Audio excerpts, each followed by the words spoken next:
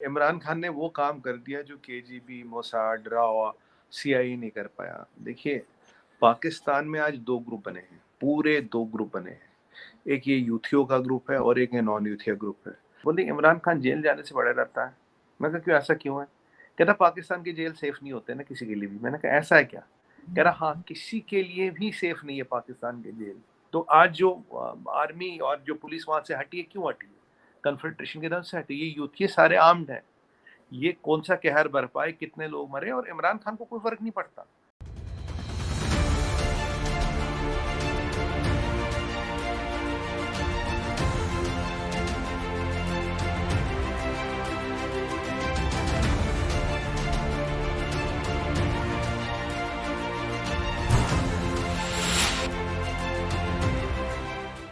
नमस्कार दोस्तों, मैं हूं आपके साथ अंबर जैदी। स्वागत है आप सबका हमारे आज के खास कार्यक्रम इट्स डिबेटेबल में।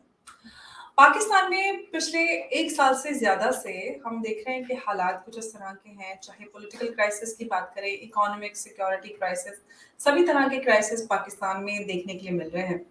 जब से इमरान खान के खिलाफ जो अविश्वास प्रस्ताव पारित हुआ था और इमरान खान को सत्ता से बाहर किया गया था, उसके बाद से ही इस तरह के कयास लगाए जा रहे थे कि पाकिस्तान में कुछ इस तरह की स्थिति पैदा हो सकती है कि पाकिस्तान में गृह युद्ध जैसे हालात बन जाए और पिछले 24 घंटों से ज़्यादा गुजर चुके हैं और हम पाकिस्तान में एक बार फिर से वो पॉलिटिकल जो क्राइसिस की स्थिति उत्पन्न हुई है वो देख रहे हैं। इमरान खान को 2 बार पुलिस गिरफ्तार करने के लिए जा चुकी है, लेकिन इमरान खान गिरफ्तारी से भाग रहे हैं और अब पाकिस्तान में इमरान खान के सपोर्टर्स ने जिस तरह से पुलिस और जो सिक्योरिटी फोर्सेस हैं उनको का मुकाबला किया, वो भी देखने भर था और इसी पे आज हम चर्चा करने वाले हैं और हमारे साथ जुड़े हैं सुमित पीर जी, आप सबके जाने-पहचाने। बहुत स्वागत है सुमित जी, नमस्कार। नमस्कार अंबर जी, शो पे बुलाने के लिए धन्यवाद। नमस्कार। सुमित जी, सबसे पहली बात तो जो पाकिस्तान में ये स्थिति बनी हुई है, हालाँकि जब से इमरान खान सत्ता से बाहर हुए थे, तभी से इस तरह के कयास लगाए जा रहे थे कि इमरान खान के जाने के बाद या फिर पाकिस्तान में गृह युद्ध जैसी स्थिति बन सकती है। अभी जो स्थिति है, उसको देखकर क्या आप कह सकते हैं कि पाकिस्तान में गृह युद्ध के हालात बन सकते हैं? या उसकी तरफ जा रहा है पाकिस्तान? अंबर जी, सच्चाई तो ये है, गृह युद्ध जैसी परिस्थिति शुरू हो गई है। संभावना नहीं है। इमरान खान ने वो काम कर दिया जो केजीबी, मोसाद, राव, सीआईए नहीं कर पाया। देखिए, पाकिस्तान में आज 2 ग्रुप बने हैं, पूरे 2 ग्रुप बने हैं। एक ये यूथियों का ग्रुप है और एक ये नॉन यूथिया ग्रुप है। आर्मी में देखें तो पहली बार पाकिस्तान के इतिहास में आर्मी में डिवीजन है। जो पेशावर का कोर कमांडर है वो इमरान खान का खास शहीद था और बार-बार इसीलिए पेशावर भाग जाता है। आईएसआई के 2 ग्रुप हो गए और एक दूसरे के एसेट निपटा रहे हैं आज के लिए। इवन ये जो नॉन स्टेट एक्टर्स हैं, इनके भी सुनने में आया 2 ग्रुप हो रहे हैं। इंडस्ट्रियलिस्ट 2 खेमों में बँट गए, जितने भी बचे हैं। लोग तो 2 खेमों में बँट ही गए हैं। ऐसी परिस्थिति में इमरान खान एक गृह युद्ध शुरू कर चुका है। जो पाकिस्तान भारत को धमकियाँ देता था, जो पाकिस्तान भारत में आतंकवादी भेजता था, जो पाकिस्तान भारत को तंग करता था, जो पाकिस्तान की पॉलिसी थी बल्कि ब्लीड इंडिया पे 1000 कट्स, आज वो खुद ब्लीड कर रहा है। आज कोई शासन प्रशासन वहाँ चल नहीं रहा। और अगर आप देखें, कल सनाउल्लाह साहब का आप स्टेटमेंट देखें, उन्होंने कहा भाई जब इमरान खान नियाजी था, इसने हमें जेलों में डाला, इसने वहाँ से फ्रिज उठाया। पता लगा पाकिस्तान की जेलों में फ्रिज भी होते हैं। फ्रिज निकाले, एसी निकाले, टीवी निकाले, हमारे ऐशो आरा जो भी सामान होता है, वहाँ पॉलिटिकल प्रिजनरों को ऐसी जेलों में रखा जाता है। तो ये निकाला, हम इसको जेल में डालेंगे पर हम सब रखेंगे, न फ्रिज निकालेंगे, न एसी निकालेंगे, न टीवी निकालेंगे, सब ऐशो आराम देंगे, पर एक चीज नहीं देंगे इसको, सफेद पाउडर। और आप जानते हैं बिना पाउडर के नियाजी साहब तो रह नहीं सकते। तो अब जो इमरान खान को जेल जाने से जो डर लग रहा था, उसको डर यहाँ लग रहा है कि अगर वो जेल चले गए और वहाँ सफेद पाउडर नहीं मिला तो सारी पोल पट्टी खुल जाएगी। बिना उसके तो रह नहीं सकते। देखो, खाने के बिना रह लेंगे, वो टीवी हटा दो, एसी हटा दो, फ्रिज हटा दो, शायद नियाजी साहब रह लेंगे। तो कल सनाउल्लाह साहब क्या कह रहे थे भाई हम सब देंगे एक चीज को छोड़ के। तो जब उनका वो स्टेटमेंट आया तो मैं समझ गया उनका इशारा कहाँ की तरफ और किस चीज को वो रोक रहे हैं और क्यों रोक रहे हैं। उस चीज को रोकने का मतलब सीधा सीधा है कि नियाजी साहब पे शिकंजा जो है टाइट करना है। और इसी चीज के डर से ये नहीं जा रहे। और अगर मैं कुछ पाकिस्तानी जर्नलिस्टों से जो मेरी बातचीत होती रहती है उनका हवाला दूं आपको अंबर जी, उन्होंने मुझे एक चीज़ बहुत पर्सनली बोली, बोली इमरान खान जेल जाने से बड़ा डरता है। मैं कहा क्यों, ऐसा क्यों है? कहता पाकिस्तान की जेल सेफ नहीं होते ना किसी के लिए भी। मैंने कहा ऐसा है क्या? कह रहा हाँ, किसी के लिए भी सेफ नहीं है पाकिस्तान की जेल। कह रहा पाकिस्तान का जेल बहुत खतरनाक चीज़ है, आपको आइडिया भी नहीं है पाकिस्तान की जेलों में क्या क्या होता है। मैंने कहा अच्छा ये होता है? कहता हाँ जी। इसीलिए कहीं ना कहीं नियाजी को हर तरफ से डर लग रहा है। जेल में गए एक तो पोल पट्टी खिल जाएगी, बिना उसके तो वो रह नहीं सकते, अब सालों की आदत है, और जेल उस पर सेफ भी नहीं है। तो ये चीज़ों को से बचने के लिए उसने कल सीधी सीधी धमकी दे दी। अगर आप कल स्टेटमेंट देखें, कल क्या बोला, भाई I will die fighting, but मेरे मरने के बाद भी तुम ये तशद्दुद जारी रखो। मुझे जेल में ले जाया जा रहा है मारने के लिए, मेरा कत्ल करने के लिए, तुम ये तशद्दुद जारी रखो। मतलब former prime minister of Pakistan is calling for violence. ये एक एग्जैक्टली ओपन यही सवाल मैं आपसे करने वाली थी कि एक प्राइम मिनिस्टर जो कि रह चुका है, देश को लीड कर चुका है, वो इस तरह से उनके पुलिस उनको गिरफ्तार करने के लिए आई है और वो देश में he is calling for violence. और ये कहना कि सरकार पे, पुलिस पे, सब पे इल्जाम लगाना कि मुझे मार देंगे, और जनता को उकसाना कि आप सड़कों को उतर आए, इसको आप किस तरह देखते हैं कि इमरान खान खुद गर्ज नजर नहीं आते, वो बात करते हैं पाकिस्तान की, कौम की, इस्लाम की। देखिए, रियासत मदीना वाली टर्म इमरान खान ने लाई। आज पूछे कहाँ है रियासत मदीना? कराची में अमर जी परिस्थिति ये है, 4 घंटे लाइट आती है, 16 घंटे का पावर कट है। कराची क्या है? कराची मैं बार बार क्यों कहता हूँ, Karachi is the heart of Pakistan. 70% GDP और 70% रेवेन्यू देने वाले शहर में 4 घंटे बिजली है, ये रियासत मदीना ऐसे बना दिया है उसका। आप देखिए वहाँ औरतों के साथ उत्पीड़न हो रहा है, बच्चों के साथ शोषण हो रहा है, आए दिन वीडियो निकलते हैं। हालत इकोनॉमी की खराब है, बद से बदतर हो गई है।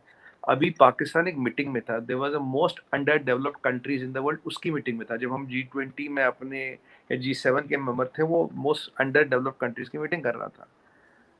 अब पाकिस्तान की आर्मी को आज तक कोई तोड़ नहीं पाया, नियाजी साहब ने तोड़ दिया। अब यही वही नियाजी है ना जो जो जनरल नियाजी के भतीजे हैं। अब ये तो अपने आपको नियाजी लिखता नहीं, ये तो इमरान खान बोलता था भाई मैं बड़ा पठान हूँ, ये हूँ, पर नियाजी नहीं लिखता था। क्यों नहीं लिखता था अंबर जी? ये जनरल नियाजी का भतीजा है। अब चचा चचा भतीजों में बड़ी जबरदस्त केमिस्ट्री है जी। देखो चचा ने पूरा बांग्लादेश अलग करवा दिया, पूरा बांग्लादेश दे दिया हमारे 93,000 ट्रूप्स के साथ। दुनिया का सबसे और मोस्ट ह्यूमिलेटिंग सरेंडर कर लिया, हमारे सामने हथियार डाल दिए। आप तो जानते ही हैं, बांग्लादेश अलग कर दिया। ये थे चचा जान। अब भतीजे क्या है, वो पाकिस्तान के दो टुकड़े करने में लगे हैं। तो ये जो नियाजी है, ये तो पाकिस्तान डिवाइडर होने चाहिए, इनका नाम होना चाहिए इमरान खान नियाजी डिवाइडर। क्योंकि ये अभी पाकिस्तान के लिटरली दो टुकड़े हो गए। पहले पाकिस्तान के कभी विजिबली दो टुकड़े आपको नहीं दिखते, फौज के, आईएसआई के, एस्टेब्लिशमेंट के, पुलिस के। अब तो ये भी सुनने में आया कि पुलिस के भी कितने हो गए, क्योंकि लॉयल्टीज बढ़ गई हर जगह, इकोनॉमी में, इंडस्ट्रियलिस्ट में, हर जगह लॉयल्टीज बन गई। और इन्होंने जो इनको क्रेडिट मिलता है, वो जो यूथिया ब्रिगेड चालू किया है, भाई अब ये यूथिया तो पढ़े लिखे अनपढ़, अनपढ़ टेररिस्ट, पढ़े लिखे टेररिस्ट जो बोलिए, ये तो मारने मारने पे तैयार हो जाते हैं। अब पाकिस्तान हाईली रेडिकलाइज सोसाइटी है, पाकिस्तान हाईली वेपनाइज सोसाइटी है। पाकिस्तान में आपको पता होगा ग्लॉक का लाइसेंस आराम से मिल जाता है, पाकिस्तान में AK का लाइसेंस मिल जाता है, पाकिस्तान में मशीन गन का, सेमी ऑटोमेटिक मशीन गन के लाइसेंस मिल जाते हैं। कराची में जब गाड़ियां चलती है लिखा होता है protected by Glock, protected by AK, वहां लिखा है, गाड़ियों के ऊपर लिखता है, और ये लोग बंदूकें लेके चलते हैं। अब देखिए रेडिकलाइज लोग, हाईली वेपनाइज लोग, और सीधी सीधी कन्फ्रंट्रेशन। तो आज जो आर्मी और जो पुलिस वहां से हटी है, क्यों हटी है? कन्फ्रंट्रेशन की तरफ से हटी। ये यूथ ये सारे आर्म्ड हैं, ये कौन सा कहर बरपाए, कितने लोग मरे, और इमरान खान को कोई फर्क नहीं पड़ता। उन्हें जेल नहीं जाना, उसे अपने ऐशो आराम में रहना है। आप जानते हैं कि जब UN गए तो वो तस्वीर लेके गए थे, और वो अब तो वो मौलाना से ज्यादा मौलाना बन गए। अब फजलुर रहमान ने तो एक बार बोला भाई ये तो हमसे भी बड़ा मौलाना बन गए। देखिए पाकिस्तान में ट्रेडिशनली दो फोर्सेस काम कर रहे थे, मुल्ला मिलिट्री नेक्सस। जहां मुल्ले कम पड़ते थे वहां मिलिट्री आती थी, मिलिट्री को जरूरत होती वहां मौलाना आके काम करते थे। इसने तो मौलाना को गेम से निकाल दिया। ये तो पहला पॉलिटिकल लीडर है जिसने मौलाना को गेम से निकाल दिया। वो परेशान है इससे, कहते यार हमसे बड़ा मौलाना के बार बार कुरान की आयतें बोल देता है, बार बार में बोलता है पैगम्बर साहब ने ये फरमाया, बार तस्बीह हाथ में लेके जाता है, सब करता है। और इसी इमरान खान का जब वो वीडियो निकलता है, आपने देखो वो ऑडियो क्लिप निकला था, तो तब क्या बोलता है, तुम्हें लोगों के गुनाहों पे पर्दा डालना चाहिए, इनको उजागर नहीं करना चाहिए। और जब बाजवा का या किसी जनरल का निकलता, कहता है इनको फांसी पे चढ़ा दो फांसी पे। अपना क्लिप निकले तो कहते नहीं नहीं, देखो गुनाहों पे आप पर्दा डालो, ऐसा किताब में लिखा है, ऐसा इस्लाम में लिखा है, पर किसी और की निकले इसको फांसी चढ़ा दो। ये आपको बता रहा हूँ, ये आदमी सिर्फ अपना सोचता है। ये आदमी, अभी पाकिस्तान में जरूरत है यूनिटी की। 42% से ज्यादा आपका इन्फ्लेशन हो गया है, पैसे नहीं है, हिसाब किताब नहीं है, IMF पैसे नहीं दे रहा। और आपने अंबर जी आपके शो पे मैंने लास्ट टाइम बोला था वो चीजें, आप खैर आपको दिख गई होगी मीडिया में। मेरा तब डाउट था इन्होंने जमीन गिरवी रखी है चाइना को। अब लोग कर रहे हैं CPEC, China Pakistan economic corridor, वो तो गया। अब बात हो रही CPAC की, चाइना पाकिस्तान एग्रीकल्चर कॉरिडोर। तो पंजाब की जमीन पे लाखों हेक्टेयर जमीन इन्होंने चाइना को गिरवी रखी है खेती के लिए। अब आप मुझसे पूछेंगे यार ये तो खुद फूड डेफिसिट है, इनके यहाँ तो खुद ये खाना इंपोर्ट करते हैं, तो चीनियों को क्या देंगे। देखिए, अब मैंने इस पर अध्ययन किया, मैंने कहा यार ये एक टाइम में पाकिस्तान तो फूड सरप्लस था, ये 5-7 साल में 10 साल में डेफिसिट कैसे हो गया। मैंने कहा यार इस पर जरा सोचना पड़ेगा। अच्छा, एक चीज आपको बता दूं, बड़े चौंका देने वाली है हकीकत, इनका जो फर्टिलिटी रेट है 3.5 है। 3.5 मतलब which is second highest in the world. Africa और अफगानिस्तान के बाद इनका आता है। Pakistan, Ambarji, to all your surprise, is already the 5th populous country in the world. It's already 5th populous country in the world. ये हम छोटा लगता है ना पाकिस्तान, हमारे नोशन ये पाकिस्तान छोटा, 5वें नंबर पे है। और 3.5 फर्टिलिटी रेट से अंबर जी, ये आने वाले 20 सालों में इनकी आबादी डबल हो जाएगी। सोचिए, इतने छोटे से पाकिस्तान में 50 करोड़ लोग की बात कर रहा हूं मैं, इतना पाकिस्तान। अभी खाना नहीं मिल रहा, तब क्या मिलेगा। अब मुझे लगा यार इनके लैंड माफिया जमीनों पे कब्जा हो गया। नहीं, जब मैंने अध्ययन इसका किया, इसका डाटा देखा, तो मुझे बड़ी हैरानी वाली बात समझ आई। कब्जे हुए, लैंड माफिया है, पर ऐसा नहीं कि मतलब बिल्कुल ही सारी जमीनों पर कब्जा कर लिया। हुआ क्या है, जो इरिगेशन सिस्टम है वो 1960 का बनाया हुआ है, और जो अंग्रेज छोड़ गए थे भाई लोगों ने कुछ नहीं किया, वैसा ही है। कोई नया डेवलपमेंट नहीं है, कोई नई कनाल, कोई नई नहर नहीं बनाई, एग्रीकल्चर मैकेनाइज नहीं है। यूरिया यहाँ से करीब 5 से 10 गुना कीमत पे है। DAP की कीमत यहाँ से 10 गुना करीब है। जो आपको इंडिया में दाम मिलता है उससे 5 से 10 गुना वहां मिलता है। जो यूरिया आपको यहाँ मिलता है वो उससे 5 से 10 गुना पाकिस्तान में मिलता है, वो भी इम्पोर्ट होके आता है। देखिए, इरिगेशन की फैसिलिटी है नहीं, कैनाल सिस्टम बनाया नहीं, पंप हाउसेस बनाए नहीं, मैकेनाइज्ड एग्रीकल्चर है नहीं, पेस्टिसाइड इंपोर्ट होता है, खाद इंपोर्ट होती है, बीज इंपोर्ट होता है, कोई हेल्थ कार्ड नहीं है, कोई सॉइल इंश्योरेंस नहीं है। इसीलिए जो खेती हो, जबकि पंजाब की जमीन उपजाऊ है, पंजाब की जमीन बहुत फर्टाइल है जो पाकिस्तान की साइड में है। कुछ कुछ लोग तो कहते हैं हमारे पंजाब से भी ज्यादा फर्टाइल। बट ये जो 60 साल, जो अब देखिए, हम 2060-65 साल पुराना इंफ्रास्ट्रक्चर, इसकी एफिशिएंसी है, इसकी एफिशिएंसी मान लीजिए 20-25-30% है, उतना ही एग्रीकल्चर हो पाता है। जमीन की कमी नहीं है, काम करने वालों की कमी भी नहीं है, बट इंफ्रास्ट्रक्चर में कुछ नहीं किया। आपको मैं दूसरी बात बता दूं, आप जान के हैरान होंगे इनके कारनामे। आपको पता है इन्होंने 1 किलोमीटर रेलवे लाइन का एडिशन नहीं किया, वो भी अंग्रेजों ने जितना कर गए उतना कर गए। कोई नया रेलवे स्टेशन नहीं बनाया, जो अंग्रेज बना गए उसी पे अब भी चला रहे। Metre gauge to broad gauge conversion होता है रेलवे में, कुछ नहीं किया। इलेक्ट्रिफिकेशन पाकिस्तान में है नहीं किसी भी पटरी का। इन डेडिकेटेड फ्रेट कॉरिडोर, ऑपरेशन गति शक्ति वगैरह तो भूल जाइए, वो तो इनको समझ भी नहीं आता। इन्होंने लाहौर के आसपास 200 किलोमीटर का जो एरिया, उसको इलेक्ट्रिफिकेशन करने की कोशिश की। जब उस पर बिजली की तारे वारे डल रही थी, अंबर जी पता हुआ क्या, लोग रात को वो चुराते थे और उनको बेच देते थे कबाड़ के मार्केट में। बिजली की तारे, फ्यूज, वो ट्रांसफार्मर वगैरह जितने लगते, वो प्लान भी फेल हो गया। इनके यहाँ 3 पोर्ट है कराची में, तीनों अंग्रेजों के बनाए हुए हैं। इन्होंने कोई जहमत नहीं उठाई आज तक। एक पोर्ट इन्होंने बनाया ग्वादर, वो भी चीनियों ने बनाया है, इन्होंने नहीं बनाया। कल मैं एक और चीज जान के हैरानी हुई, इनके यहाँ एक पोर्ट है गदानी पोर्ट। गदानी बड़ा फेमस पोर्ट था, दुनिया में शिप ब्रेकिंग में नंबर 1 था वो, नंबर 1। हर शिप वहां ब्रेक होने। अब देखिए टूटने टाटने में तो वैसे ही एक्सपर्ट है नहीं है, तोड़ने में इनकी महारत है, बनाने में तो कुछ है नहीं। अब वहां पे धीरे धीरे जब इनके हाथ में सत्ता चली गई, धीरे धीरे में वो एशिया का नंबर 1 पोर्ट बना, फिर साउथ एशिया का नंबर 1 पोर्ट बना। अब वो सार्क का नंबर 1 पोर्ट नहीं रहा, ये बिजनेस भी बांग्लादेश ने इनसे टेक ओवर कर लिया। ये बिजनेस भी बांग्लादेश ने टेक ओवर कर लिया इनसे। अब मुझे बताइए, ऐसी कोई इंडस्ट्री वहां नहीं है, ऐसा कोई काम वहां नहीं, इंफ्रास्ट्रक्चर बना नहीं। अब क्या कर रहे हैं, अब चीनियों ने बोला भैया तुमसे ये जमीन तो लगाई जाती नहीं, तुम्हारे पास खाद न पानी न दवा न बीज न पेस्टिसाइड, तो हमें दे दो, हम जमीन चलाएंगे। अब आप देखिए उसी जमीन पे चाइना 4 फसलें उगाएगा। चाइना में 1 फसल उगती है, पाकिस्तान में हमारे एरिया में 4-4 उगती है साल में। उसी जमीन पे चाइना 4 फसलें उगाएगा और पाकिस्तान कर्जा भरेगा, पाकिस्तान ब्याज भी भरेगा और जमीन भी देगा। ये हो रहा दगा।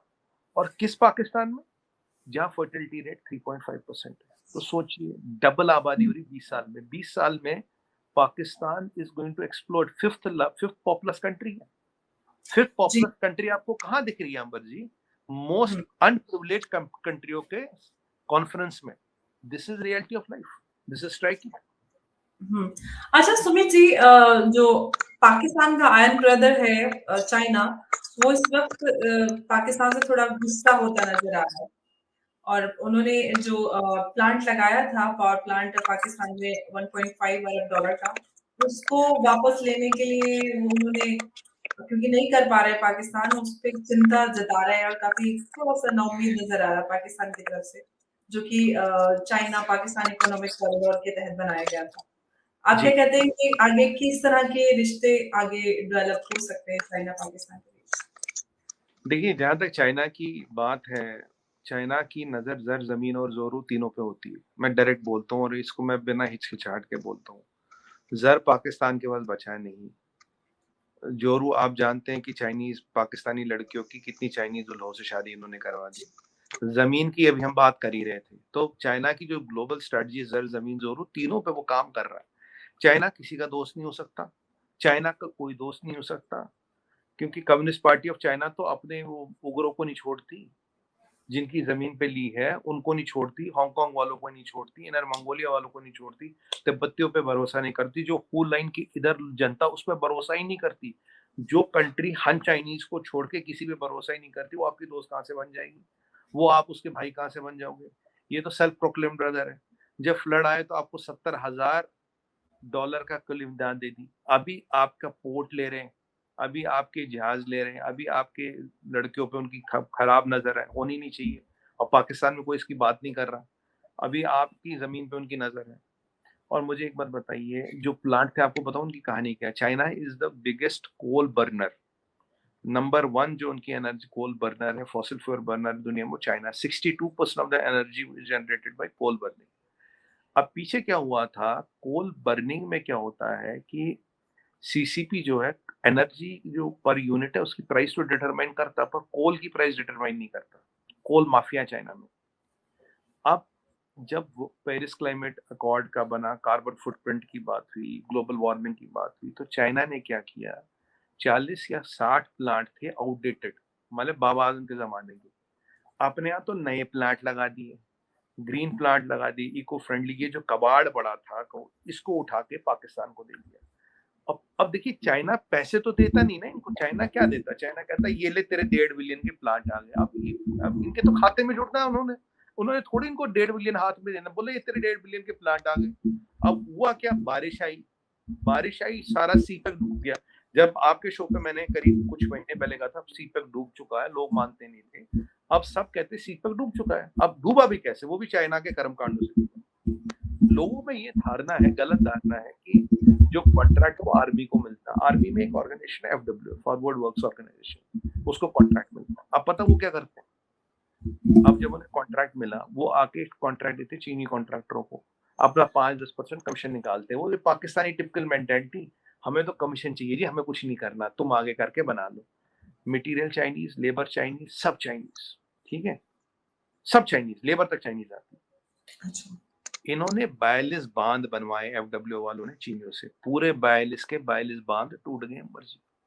ये जो डिवास्टेटिंग फ्लड आई because all the Chinese made dams and barrages went bust. America ने कुछ डैम बनाए जो वर्ल्ड का शायद बिगेस्ट डैम या टॉलेस्ट डैम अब भी पाकिस्तान में, मंगला डैम है शायद, मुझे नाम याद है उसमें, नाम नहीं आ रहा, मैं बी एम रॉन्ग। वो अब भी पाकिस्तान में वो सही सलामत है, वो क्यों नहीं टूटा? और अगर आप उसका वीडियो देखो तो आपको लगेगा वो दुनिया का सबसे बड़ा डैम है। उसके 50 साल हो गए, वो अब भी खड़ा है। और ये वाला डैम जो 42 बनाए थे चीनियों ने, ये तोड़ दिए, ये खत्म हो गए। अब जब खत्म हो गए, देखिए Karma is the ultimate truth. अब ये पानी ऐसे सारा सी पे दो लिया। $46 बिलियन जो चाइना ने इनके खाते में जोड़े थे, डूब गए। चाइना को पता है $46 बिलियन दे नहीं पाएंगे। अब चाइना ने सोचा जमीन पे कब्जा कर लूं, तो उन्होंने बोला हम पीएलए लाएंगे। पीएलए लाने के लिए रेजिमेंट होगी, वो माने नहीं। मतलब वहां आपको फिर आर्मी को मनाना और पार्लियामेंट में मनाना, शहबाज शरीफ की हिम्मत ही नहीं थी आज विषय लाया ऐसा।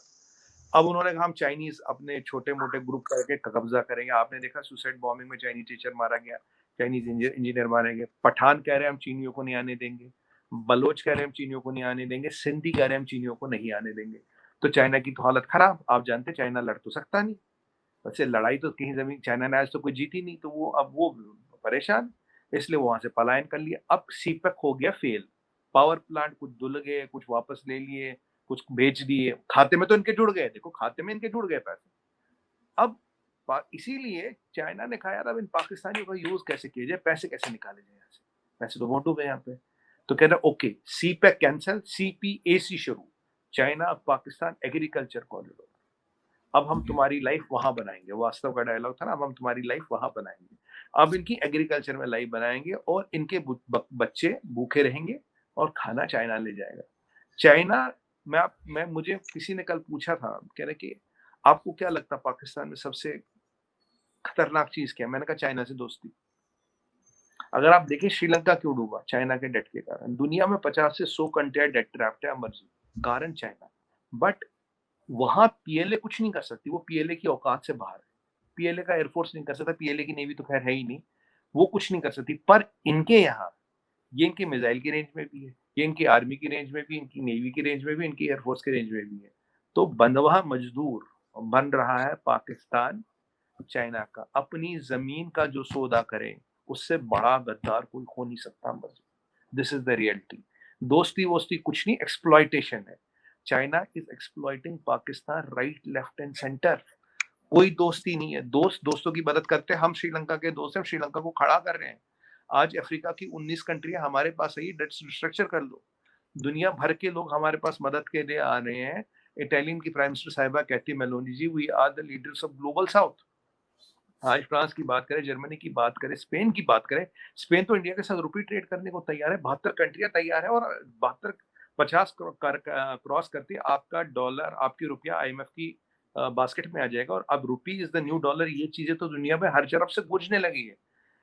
ये होता दोस्तों की मदद करना, दोस्तों को खड़ा करना। हमने भी अफगानियों की मदद की, हमने अफ्रीका में मदद की, हमने साउथ अमेरिका में मदद की, हमने कैरेबियन में मदद की। किसी को टर्की तक किया भी, डेट ट्रैप में नहीं फंसाया, मदद की है, क्रेडिट लाइनें दी है दुनिया भर की। मंगोलिया को क्रेडिट लाइन दी हमने। बट ये लोग फंसाने का काम करते, और इनके मीडिया पे, पाकिस्तान के मीडिया पे खुल के कैच को तीनों चीज पे नजर है इनकी। अब भी बचा लो अपने आप को। पर यह है आगे कुआं पीछे खाए, आगे इमरान खान और पीछे चाइना, जाए तो जाए कहां। पाकिस्तान का मुस्तकबिल is sealed. There is no future for Pakistan. It has to break up and possibly save itself.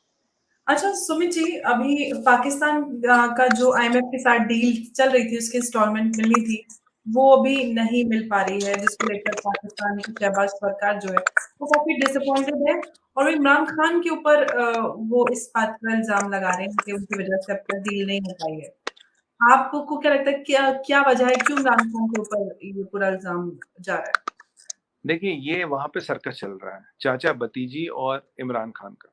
पहली बात, आईएमएफ की डील में कंडीशन थी मिनी बजट लाने का, ये मान गए थे। 500 ट्रिलियन रुपीस का मिनी बजट, ट्रिलियन रुपीस का, डॉलर्स का नहीं। 950 ट्रिलियन डॉलर का, रुपीस का इनका बजट है। जब आईएमएफ को लगा यार, पहले उन्हें देखा कि जो बजटरी डेफिसिट होगा 20% होगा। जब उन्होंने स्टडी किया तो ये बजटरी डेफिसिट उन्हें दिखा 40-42%। 40-42% पे आईएमएफ पैसे आपको नहीं दे सकता।